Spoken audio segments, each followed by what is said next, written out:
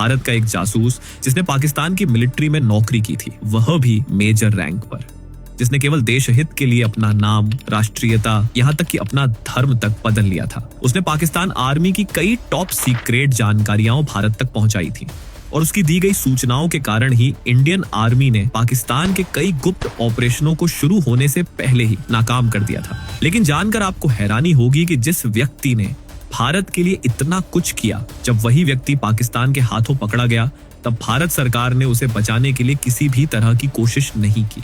यहाँ तक कि सरकार ने उसे भारतीय नागरिक के रूप में स्वीकार तक नहीं किया। सवाल यह है क्यों, और वह जासूस कौन था?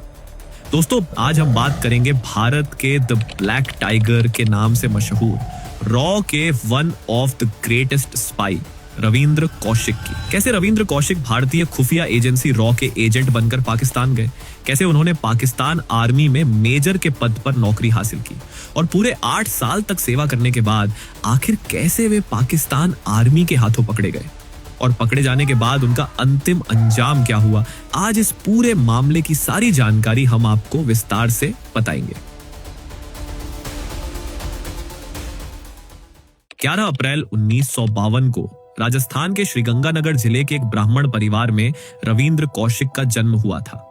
उनके पिता जे.एम. कौशिक भारतीय वायुसेना में अधिकारी थे और उनकी मां कमला देवी एक गृहिणी थी। रविंद्र 4 भाई बहनों में दूसरे नंबर के थे। बचपन से ही रविंद्र को अभिनय का बहुत शौक था। उनके पूरे परिवार के मन में देश के प्रति गहरा प्रेम था। एक देशभक्त किसी देश के लिए कितनी बड़ी संपत्ति होता है, यह बात रविंद्र ने अपने जीवन से साबित कर दी। रविंद्र कौशिक का घर भारत पाकिस्तान सीमा से सटे इलाके में होने के कारण उन्होंने 1965 और 1971 के भारत पाक युद्धों को बहुत नजदीक से देखा था। इन दोनों युद्धों में भारतीय सेना ने पाकिस्तानी सेना को करारी शिकस्त दी थी। इन घटनाओं ने रविंद्र के बाल मन को गहराई से प्रभावित किया।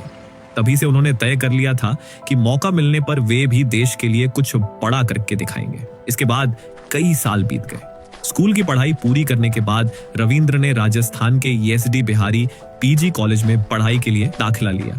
कॉलेज में प्रवेश लेते ही वे कॉलेज के थिएटर ग्रुप से जुड़ गए। तस्वीरों में आप देख सकते हैं कि रविंद्र कितने हैंडसम थे, लेकिन बात सिर्फ लुक्स की नहीं थी। रविंद्र में एक अच्छे अभिनेता के लिए जरूरी हर गुण मौजूद था। उनका एटीट्यूड, अभिनय कौशल और आत्मविश्वास सब कुछ बिल्कुल परफेक्ट था।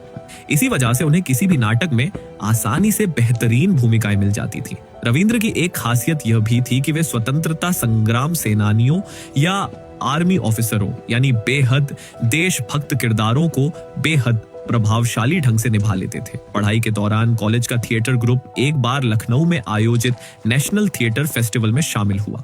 वहां रविंद्र ने एक आर्मी ऑफिसर की भूमिका निभाई थी।